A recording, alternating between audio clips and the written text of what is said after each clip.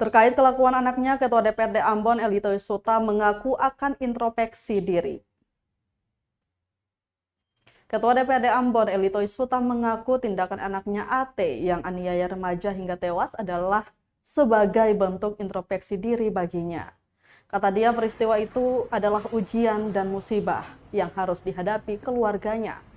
Dari kejadian itu lanjutnya bisa diambil hikmahnya, mengingat pemberian dari Tuhan bukan hanya kesenangan, tapi juga ada ujian dan banyak hal lainnya.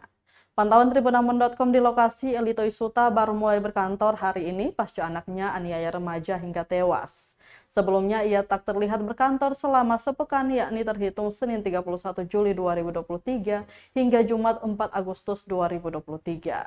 Diberitakan anak Ketua DPRD Ambon berinisial AT 25 tahun menganiaya RRS hingga tewas gegara tak menegurnya saat masuk kompleks. Korban dipukuli di bagian kepala, kemudian tidak sadarkan diri. Korban pun menghembuskan nafas terakhir tidak berapa lama setelah mendapatkan perawatan di rumah sakit.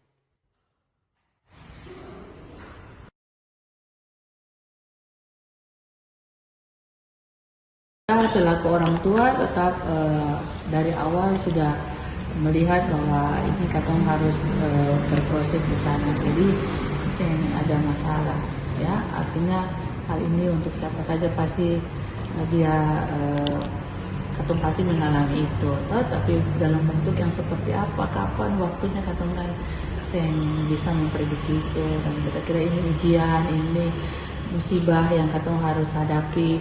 Jadi ya ujian dari Tuhan itu kan banyak hal, bukan hanya kesenangan, tapi ada hal-hal juga yang mungkin ini sebagai bahan introspeksi dan lain sebagainya. Ya katong ambil hikmah, ya toh mungkin bukan buat Ibu Eli saja, tapi buat anaknya juga. Dan terima kasih sudah nonton.